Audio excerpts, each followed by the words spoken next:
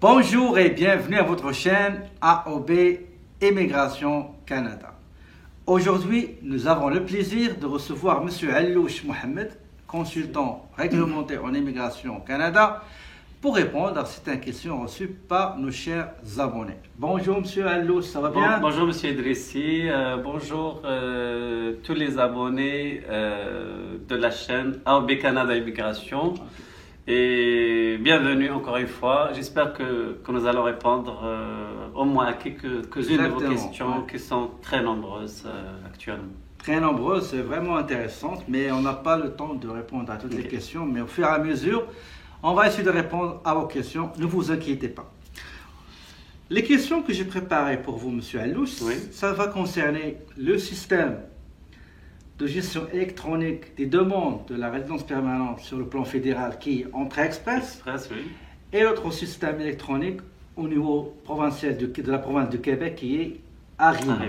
Ok. Bon, on va commencer par la première question. C'est quoi le système Entrée Express? Écoutez, le système Entrée Express, comme son nom le dit, c'est un système qui gère les programmes d'immigration au Canada, mais qui concerne seulement, c'est-à-dire toutes les provinces et territoires, sauf celui du Québec. Donc, c'est un système de gestion de l'immigration électronique qui gère l'immigration canadienne actuellement.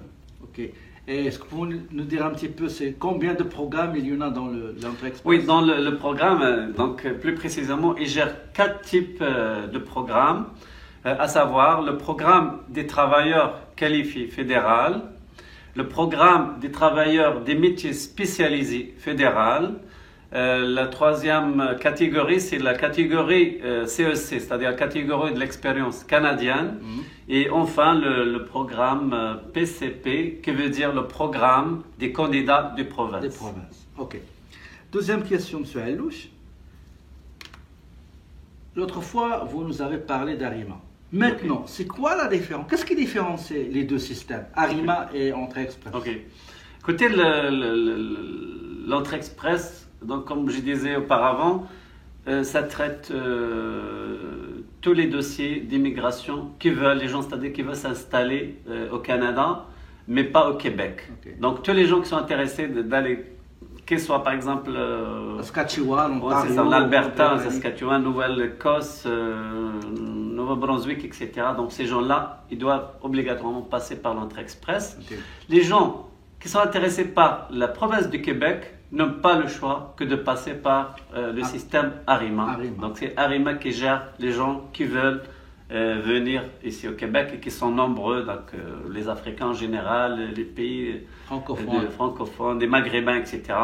Donc il y en a beaucoup qui viennent au Québec, mais de plus en plus, aujourd'hui, il y a aussi beaucoup de gens qui vont aller dans les autres provinces. Voilà. Est-ce qu'il y a une différence entre les délais, par exemple? Écoutez, pour les délais, lorsqu'on parle de l'Entrée Express, le délai, on ne peut jamais le savoir à l'avance. C'est-à-dire au moment où on dépose notre dossier ou notre profil dans l'Entrée Express, on ne sait pas quand est-ce qu'on pourrait être sélectionné ou repêché dans le bassin. Mais une fois on est sélectionné, c'est-à-dire repêché dans le système, là, le délai, ça devient, on donne un délai de 60 jours pour réunir tous les documents justificatifs des informations qu'on avait au début saisies dans le système. Et après ça, ça prend 3 à 6 mois pour le processus global pour avoir sa résidence permanente. Et pour Arima? Pour Arima, aujourd'hui on parle d'Arima, mais malheureusement, c'est pas un système, c'est-à-dire le système ne fonctionne pas aujourd'hui. Il n'est pas stable si vous voulez dire, mais aujourd'hui les gens qui sont repêchés, qui sont sélectionnés dans le système, c'est des gens qui ont été rejetés. C'est parmi les dossiers qui ont été rejetés auparavant. On parle de quelques milliers de dossiers qui ont été rejetés et qui avaient des diplômes. Rejetés, vous voulez dire les anciens dossiers qui ont été refusés. Beaucoup de tabac. Exactement, Okay. exactement. Donc parmi ces dossiers-là, ils ont donné, c'est-à-dire une opportunité, une chance à ces gens-là de s'inscrire dans le programme Arima. Et il y a beaucoup de gens qui ont été sélectionnés. C'est invité, oui. On leur a envoyé des invitations à présenter leur demande de CSQ et par la suite, donc, ils vont aller chercher leur résidence permanente. Ok. Et en ce qui concerne les langues, est-ce qu'il y a une différence? Oui, alors, oui, effectivement, c'est pertinent comme question. Pour les langues, au Québec, c'est-à-dire on donne beaucoup d'intérêt à la langue, au privilège à la langue française. Donc les gens, vraiment, ils doivent passer le test de français. Ça, on en a parlé à plusieurs reprises. Donc le TCFQ ou le TEFAC, le DAF, le DEF, etc. Ils doivent avoir un minimum de B2. Donc, dans toute, pardon, un niveau de 7, oui, sur l'échelle de notation québécoise. Et pour l'anglais, c'est un plus. Donc, les gens qui parlent anglais, donc aussi, c'est un plus, c'est un avantage. S'ils veulent venir au Québec, ça leur donne des points supplémentaires. Mais par contre, au niveau de l'entrée express, on n'a pas une préférence pour le français en anglais. C'est l'une des langues, parce que le pays, le Canada, c'est un pays bilingue. Donc, si on maîtrise bien la langue française, on peut venir, c'est-à-dire on peut passer le test de français. On maîtrise la langue anglaise, on peut passer le test d'anglais qui est connu sous le nom le IELTS. On est bilingue, donc on a un grand avantage à passer les deux tests. Comme ça, on va aller chercher les points et du français et de l'anglais. Exactement. Ok. Est-ce qu'il est possible de déposer une déclaration d'intérêt pour les deux en même temps, Arima et Entrée Express? Oui, bien sûr que oui. C'est-à-dire c'est légal, c'est tout à fait. Il n'y a pas d'incompatibilité. On peut présenter le dossier dans le système Arima, donc pour venir au Québec. Et en parallèle, on peut faire une demande à travers le système Entrée Express. Et d'habitude, moi, je conseille les gens à le faire en plus. Les deux. Pourquoi? Exactement. Donc, comment dirais-je? Donc, on va aller chercher 2 chances au lieu d'une. Donc, une fois, on est accepté dans l'un des systèmes, mais par contre, il faut informer l'autre volet comme quoi on est accepté pour qu'elle arrête le processus c'est-à-dire dans l'autre système. Ça veut dire quoi? Ça veut dire, c'est moi, je suis accepté dans l'entrée express. Je dois je dois annuler c'est-à-dire mon profil dans le système Arima et vice-versa. Okay. D'accord? Une autre question, M. Alouche. Supposons, admettons, moi, j'ai décidé d'aller Entrée Express ou Arima. Avant d'entamer les démarches, est-ce qu'il y a un moyen de savoir quelle sera ma chance d'être accepté, d'être admis? Est-ce qu'il y a un moyen, avant même de toucher le système? Écoutez, oui, il y en a une façon de savoir. Parce que d'ailleurs, pour l'entrée express, avant qu'on présente notre profil, avant qu'on crée, c'est-à-dire, un profil entrée express, on peut faire ce qu'on appelle on peut aller faire une simulation. On va répondre à plusieurs questions sur l'âge, sur les diplômes, sur les études, sur les résultats, la maîtrise, le niveau de maîtrise de la langue française, l'anglais, etc. Si on a des enfants, si on a l'épouse, l'époux, etc.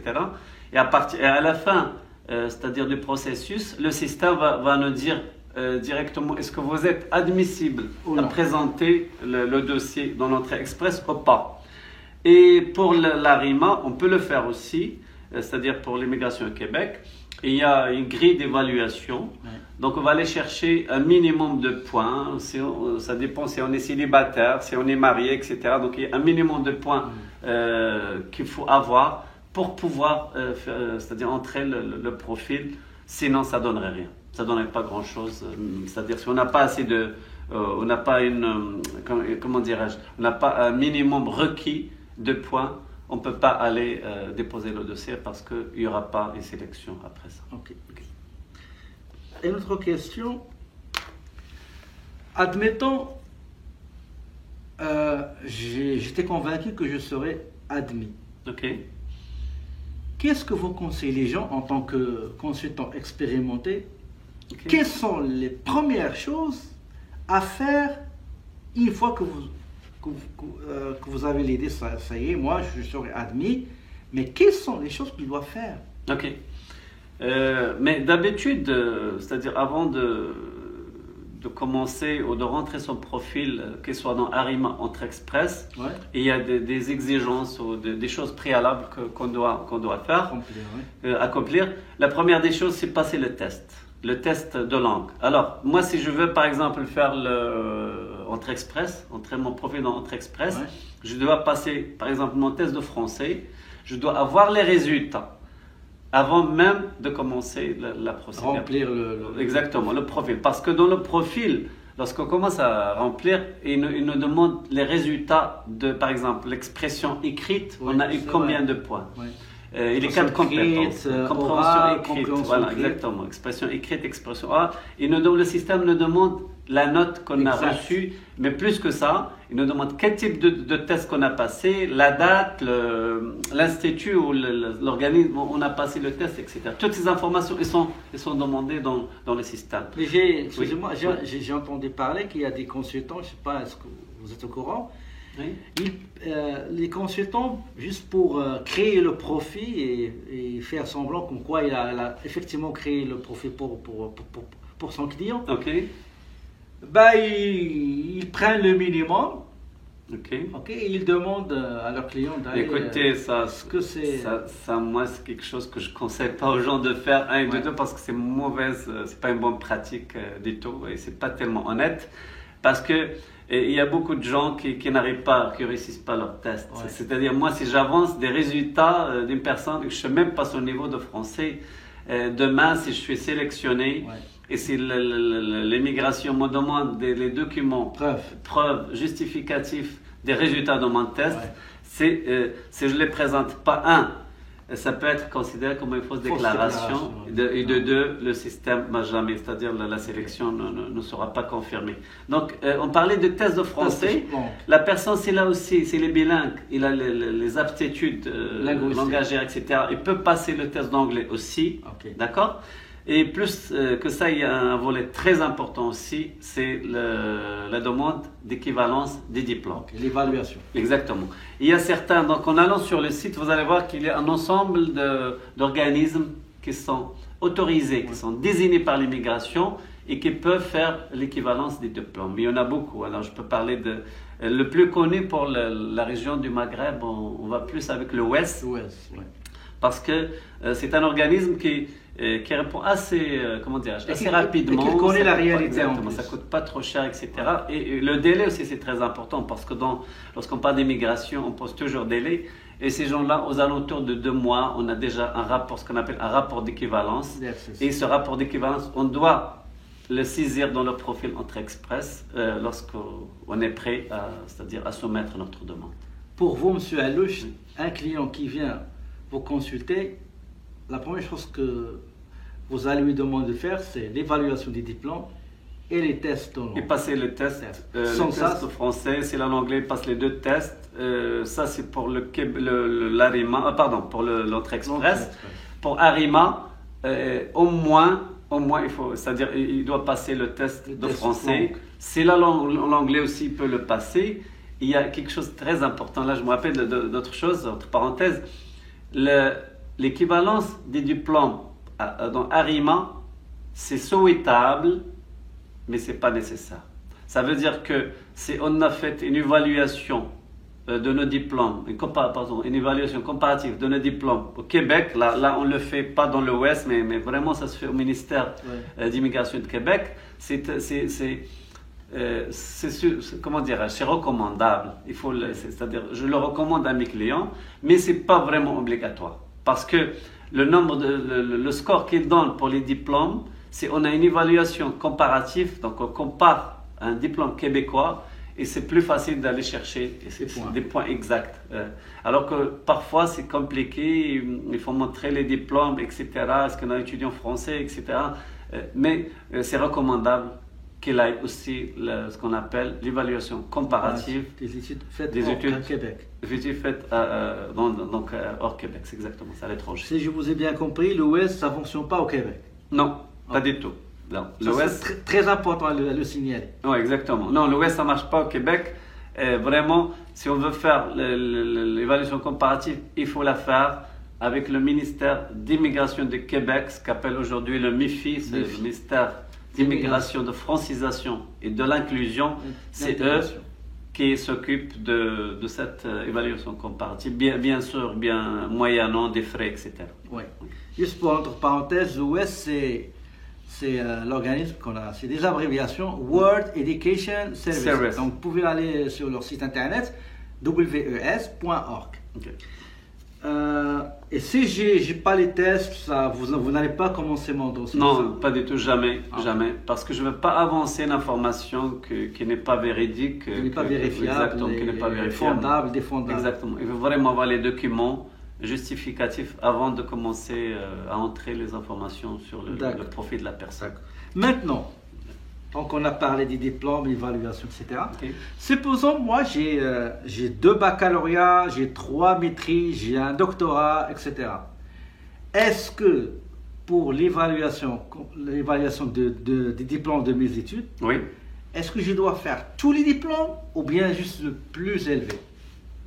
Écoutez, d'habitude, les notes sont données sur le diplôme le plus élevé. Exactement. Donc, on peut toujours aller, par exemple, si quelqu'un a un doctorat, il maîtrise, je sais pas, une licence, bien sûr, il a passé par ces étapes-là avant d'avoir son doctorat.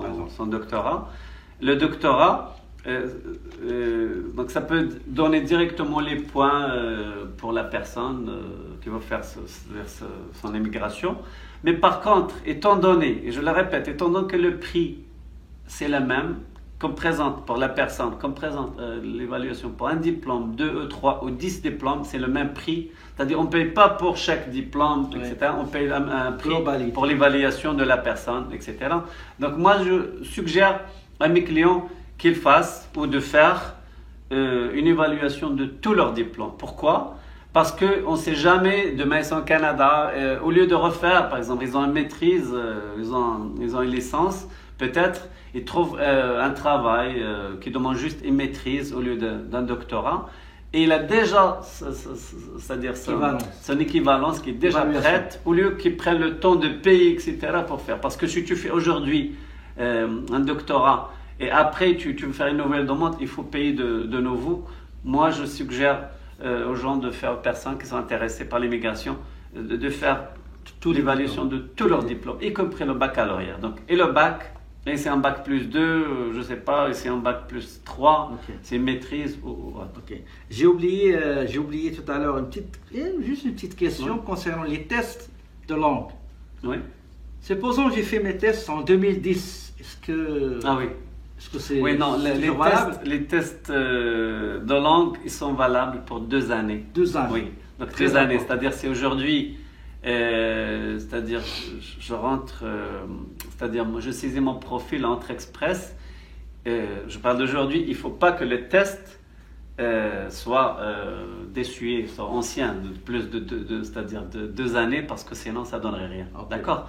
Et plus que ça, c'est-à-dire au jour où je serai retiré dans le système, si mon test dépasse les 2 années, il faut faire très attention avec ça. La personne, il doit s'y prendre à l'avance et passer le test avant qu'il soit plus valable. Ça veut dire que je suis dans le système et mes 2 années ils sont déjà expirées. Là, il faut prévoir ça. Il faut que, c'est-à-dire le consultant, la personne elle-même, il doit passer un test à l'avance pour anticiper. Parce que même si la personne est retirée après et sélectionnée, ils vont sûrement lui demander de passer un test et ça serait un délai supplémentaire. Donc il faut faire attention avec ça. Et si jamais par exemple je décide juste de dire le niveau minimum 7, j'entre cette information-là, ici cette information-là, et je fais des tests, je peux revenir actualiser mon profil. Oui, le profil, l'avantage dans le système électronique, c'est-à-dire d'immigration aujourd'hui, c'est qu'on peut faire à jour notre profil à n'importe quel moment. La mise à jour, on peut le faire. C'est réussi un test, c'est-à-dire moi je passe un test, je reçois des B2 partout en équivalence, je dis de 7 sur l'échelle, etc. Moi je sais que je suis capable de chercher plus de points, un score supérieur. Je repasse mon test, j'obtiens un 8 ou un 9, etc.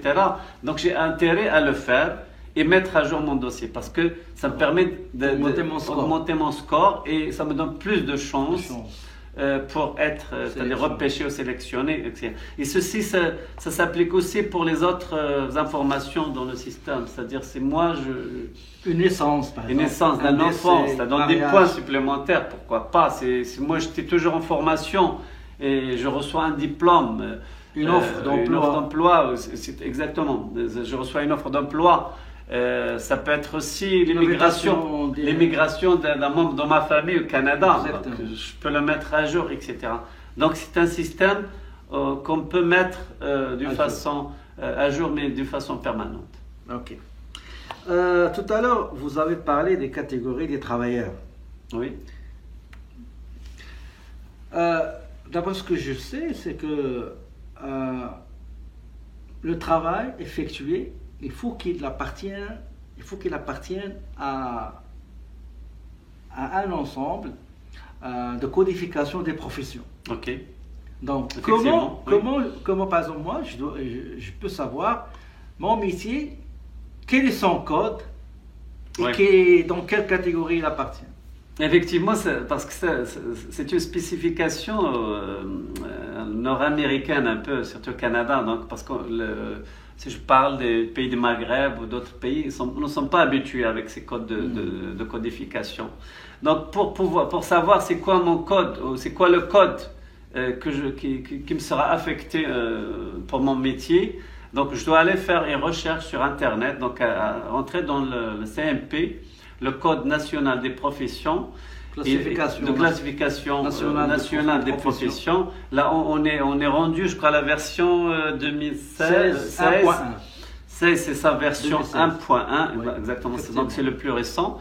Et on va rentrer le nom de métier qu'on fait dans notre pays. Ouais. Et l'avantage qu'on a, parce que les métiers peuvent changer d'un pays à l'autre. Même l'appellation. Oui, ils nous donnent différentes appellations. Par exemple, je ne sais pas, ça peut être comptable, et des pays où ça s'appelle, c'est-à-dire, je ne sais pas, technicien comptable, technicien comptable, ça peut être analyste comptable, ça peut être commis à la comptabilité. Donc, on va voir les autres appellations et si mon nom figure parmi les appellations, donc c'est correct, je prends le code de classification de 4 chiffres que je vais mettre dans mon profil, c'est-à-dire Entrée-Express. Et aussi dans Arima, parce que c'est le même code qu'on utilise pour le système, c'est-à-dire d'immigration au Québec, Arima.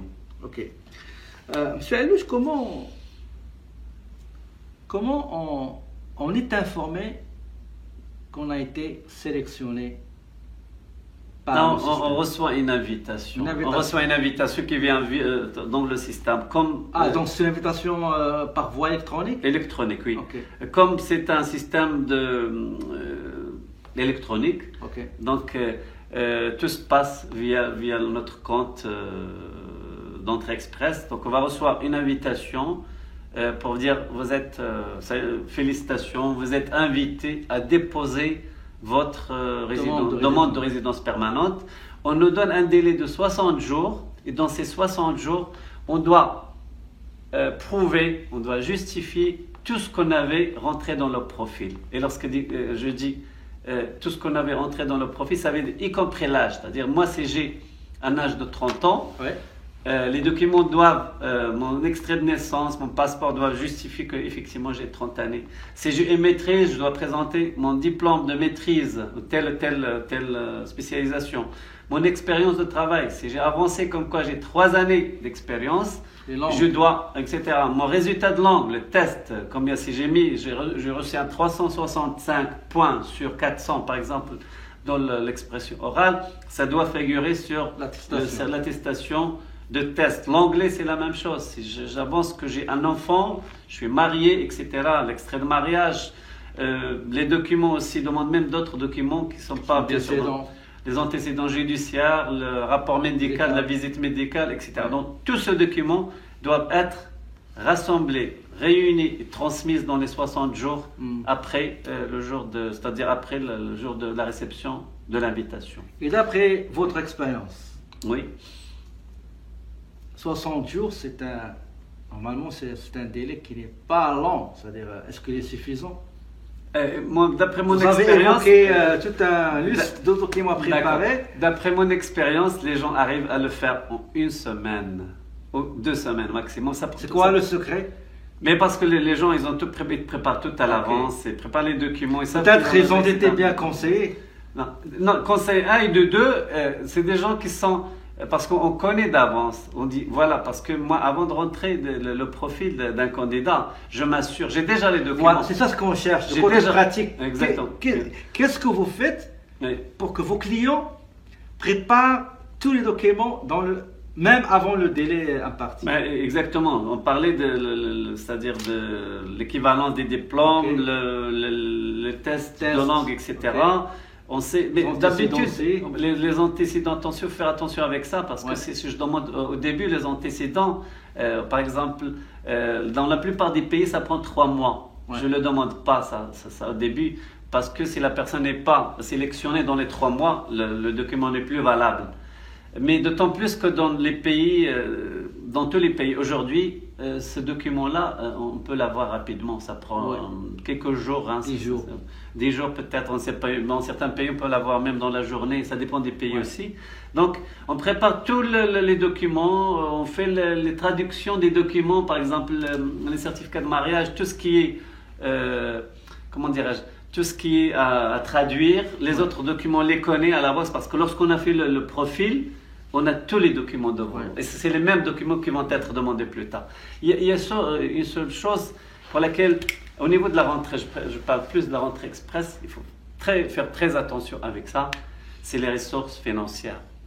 Les ressources financières, pour un individu, parce qu'on demande aussi l'état de banque, c'est-à-dire les moyens financiers. Les preuves de fonds. Les preuves de fonds, et ce n'est pas les preuves de fonds, ce n'est pas lorsqu'on est invité qu'on va aller à la banque déposer un argent, non. Et demande aussi 6 mois, c'est-à-dire les relevés pour les 6 derniers mois, etc.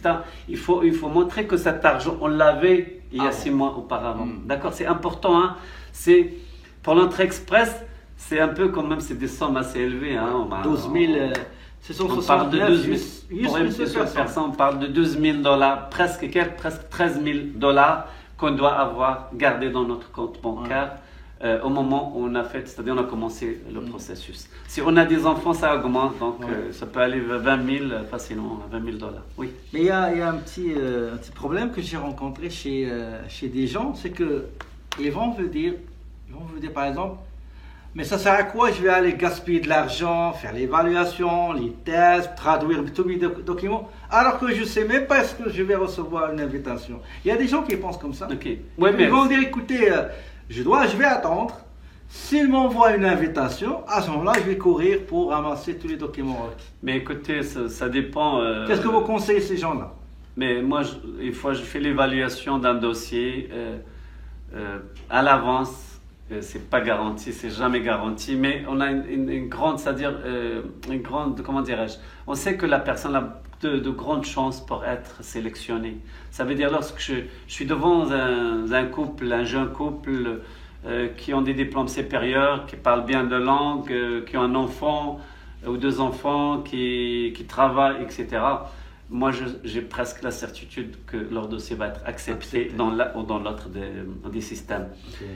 Lorsque on a, c'est-à-dire un peu, c'est difficile, c'est lorsqu'on tombe sur des personnes qui ont pas des diplômes assez élevés, d'une part, mais aussi leur niveau de langue, il est comme moyen.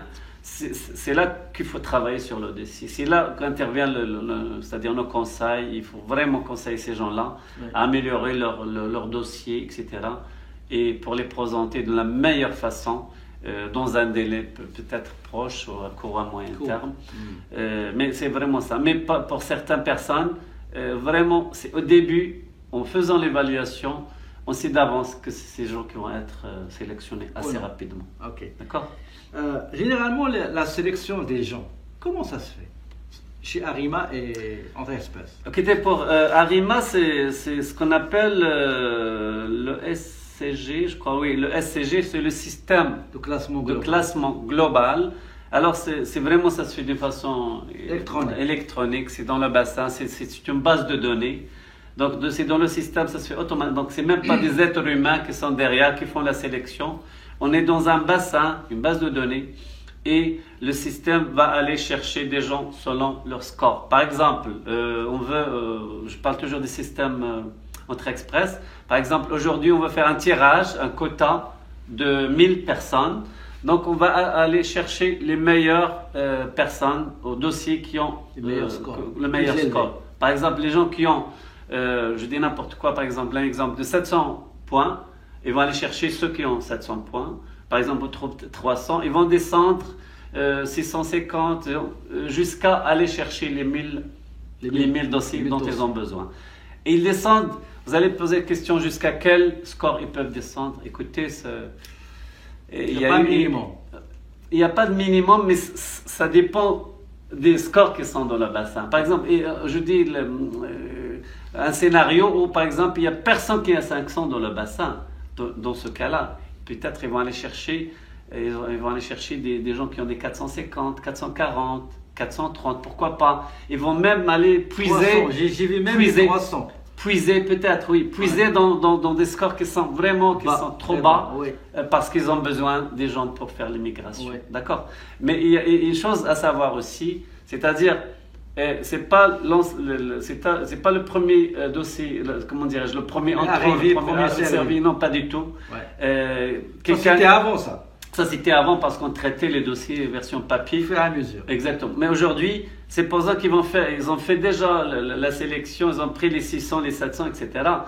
Aujourd'hui, il y a de nouveaux profils qui arrivent, etc. Le prochain tirage, ils vont commencer par ces gens-là, même s'ils viennent de déposer c'est parce que leur score il est supérieur à la moyenne de ce qui est dans le bassin. Au niveau d'Arima, c'est un peu le même système, donc c'est un système qu'on va calquer parce qu'il y a peut-être des abonnés qui vont se poser la question aujourd'hui, Arima, est-ce que ça fonctionne ou pas encore? Longue histoire. Non, la réponse est oui et non. Pourquoi oui et non? Parce qu'ils vont aller chercher des gens qui étaient au Québec, déjà au Canada, qui ont des diplômes de Canada. C'est en cours de traitement, ces gens-là. Mais pour les gens qui habitent à l'étranger, donc des travailleurs qualifiés étrangers qui ont déposé leur dossier dans le système Arima, on n'a pas eu encore, même pas le premier tirage n'est pas encore fait. Ah oui? Okay, il n'est pas encore fait. Tous les tirages et les invitations envoyées, c'est juste pour les dossiers, des anciens dossiers qui figurent parmi les 18 000 qui ont été annulés. Exactement. Et on a pris ces gens-là, on n'a même pas fini avec eux. C'est ça? Exactement. C'est parmi ces dossiers-là et pour lesquels on avait donné une chance de s'inscrire dans le système Arima, qui ont été assez rapidement, d'ailleurs rapidement sélectionnés. Moi j'ai des cas où ça c'est même pas une semaine qu'ils ont été pris dans le système. Dès qu'ils ont finalisé comment dirais-je, ils ont déposé leur dossier, leur profil, ils ont été rapidement, on a envoyé des lettres pour présenter la déclaration, confirmer les informations, etc. Pour préparer les documents après pour aller chercher leur CSQ. Donc, les travailleurs qualifiés qui ont un profil Arima et qui n'ont jamais été au Canada, qui n'ont jamais eu de diplôme ici au Québec, ne sont pas encore. Il n'y a eu aucun tirage, aucune sélection, aucun repêchage. Et on parle de premier tirage qui va se faire vers le mois de février ou mars 2020. 2080 ou 20? Non, c'est 2020, mais ce n'est pas officiel. Hein. Vraiment, ne prenez pas sur parole parce que moi, c'est vraiment, on a entendu, c'est des informations, c'est dans les couloirs, mais on parle de février à mars qu'on va aller chercher le premier quota.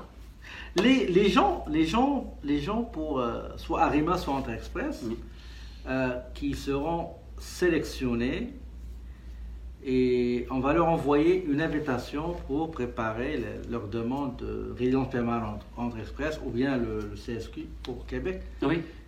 Est-ce qu'on les informe via le système, c'est-à-dire on va envoyer une invitation dans leur compte, Oui, oui. ou bien les deux, envoi électronique et papier? Alors, on oublie la version papier aujourd'hui Ok. parce que ça n'existe plus. Donc, ça a été aboli. Maintenant, les informations, les lettres, toutes les communications se font via le compte et le courriel. Ouais. Parce qu'une fois on fait une mise à jour dans le système, dans le compte de la personne, on envoie un courriel pour dire vous avez un nouveau message dans votre compte. C'est juste pour avertir comme quoi la personne, parce que les gens ne rentrent pas dans leur compte quotidiennement. Donc au moins il y a un courriel, j'espère qu'il Comment tombe on pas. a lié, c'est comment on a fait une liaison entre le compte Exactement. et le courriel. L'adresse courriel. Le courriel, parce qu'il n'y a pas beaucoup de monde qui sait ce que c'est le courriel. Le courriel, c'est email. Oui, Et c'est au email, Québec, oui. C'est l'adresse email. Oui. Ici au Québec, on dit courriel, c'est-à-dire courrier électronique. Oui, c'est ça. Donc, C'est juste une c'est email, ok. Donc c'est courriel. email. Mais c'est juste, il faut Parce qu'il y a faire. beaucoup de gens à l'extérieur du Canada, quand je dis courriel, ils ne savent pas c'est quoi le C'est quoi courriel. c'est l'adresse Mais email. c'est email. C'est l'adresse email, ok. Il faut juste, moi j'attire l'attention des gens, c'est très très important. Moi je les invite, s'ils déposent leur dossier eux-mêmes, ou s'ils créent leur compte eux-mêmes, Oui. je les invite à aller assez régulièrement consulter leur compte. Parce que ce que se peut, et ça s'est passé pour plusieurs fois auparavant, c'est que on peut envoyer un courriel pour vous informer qu'il y a du nouveau dans votre compte. Et ce courriel, ou cet email, il peut tomber dans le courriel indésirable. Il peut tomber dans le spam. Oui. Et si vous ne vous rendez pas compte, il vous donne un délai pour préparer les documents. Ouais. Si vous ne regardez pas votre compte et vous n'avez pas reçu votre courriel parce qu'il est parti dans le spam, dans le courriel indésirable, écoutez, ils ne veulent rien savoir. Oui. L'immigration, ils ne veulent rien savoir de ça. Ils veulent dire même, c'est votre responsabilité, de vérifier, de checker, de vérifier votre courriel, Consulter. de votre courriel de spam, c'est-à-dire indésirable, mais aussi de consulter votre compte de façon assez régulière. Ouais. Voilà. Justement pour ce qui concerne le lieu d'invitation, le lieu d'envoi des invitations pour vos clients. Ok. Est-ce que vous avez un compte spécial dans lequel vous allez recevoir les invitations de tous vos clients, ou bien chaque client vous allez créer un compte? Non, on a un compte Arima Entrée Express. C'est-à-dire si on est pour l'entrée express, on a un compte avec l'immigration où on peut faire toutes sortes de demandes dans le même système. Que ce soit l'entrée express, que ce soit des demandes de visa, les permis d'études, le permis de travail. Ouais. Donc tout se passe dans le système et on reçoit c'est-à-dire toute l'information dans un même compte. C'est la même chose pour Arima aussi. Il faut que le client nous donne ce qu'on appelle un mandat de représentation pour qu'on puisse accéder et créer conjointement un compte pour le client. Et une fois on a ce mandat de représentation ou qu'on appelle aussi procuration, là on peut accéder à toutes les informations des clients. Et dans ce cas, c'est notre rôle d'informer le client et de faire le suivi parce que le client n'a pas accès à ces comptes, ces deux comptes-là.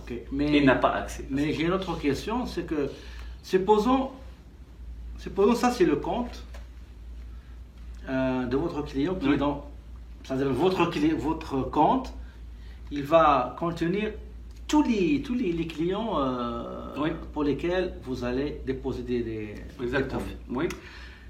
Et on a dit tout à l'heure que chaque compte, il est relié à un email. Ok.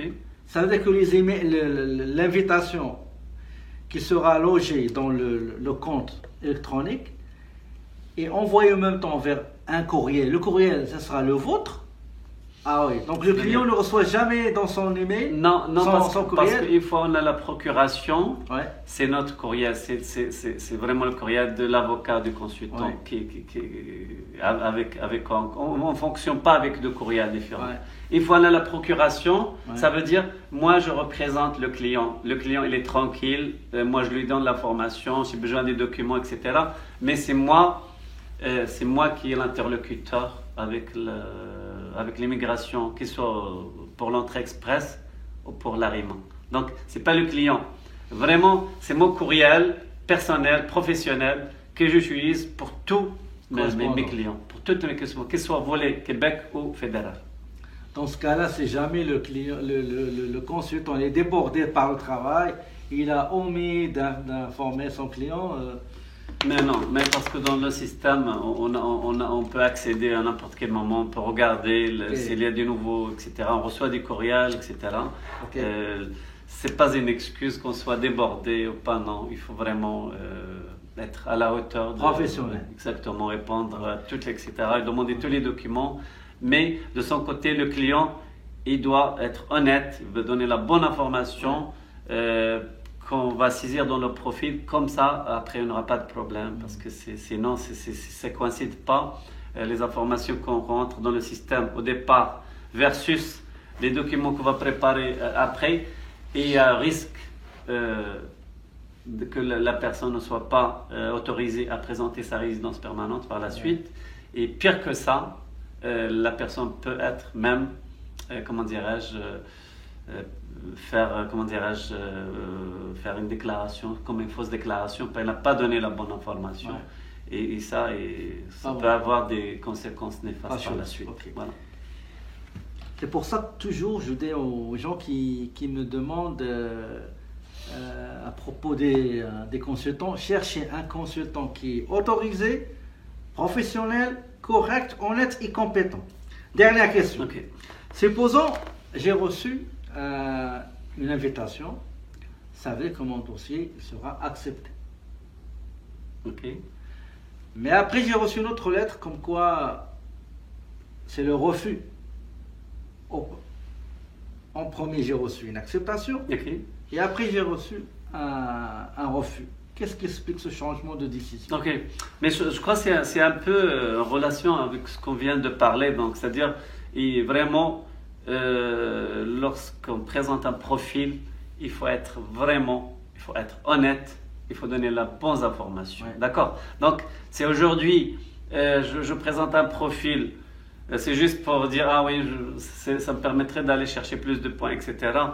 Il faut vraiment dire la vérité. Il ne faut pas mentir dans ces choses-là parce qu'après, on va nous demander des pièces justificatives, des preuves documentées de toutes les informations qu'on a rentrées dans le système, y compris l'âge, y compris les diplômes, y compris la durée d'expérience de travail, les fonds, y compris les résultats de tests de français, d'anglais, etc., etc. Donc vraiment, il faut donner la bonne information. Comme ça, après, on pourrait justifier ça. Ça va être facile parce que c'est exactement ce qu'on avait informé au départ. Donc, comme ça, on évite tous les problèmes dans le futur. Voilà. Bah, écoutez, c'est tout ce que j'ai aujourd'hui pour vous. On va remercier beaucoup pour votre disponibilité, votre temps. Et on espère vous revoir encore une autre fois. Inch'Allah. Merci, mes amis. Et mes chers abonnés, merci pour votre attention. J'espère que cette vidéo sera utile. N'hésitez pas à nous envoyer vos questions. Et ça sera avec un grand plaisir de les poser à notre aimable consultant réglementé, M. Allouche. Et d'ailleurs, toutes ces coordonnées se trouvent dans la boîte de description de la chaîne AOP Immigration Canada. Merci pour votre attention. D'ici une nouvelle capsule, je vous souhaite très belle journée et je vous dis, mes amis, à la prochaine. Merci beaucoup et à très très bientôt.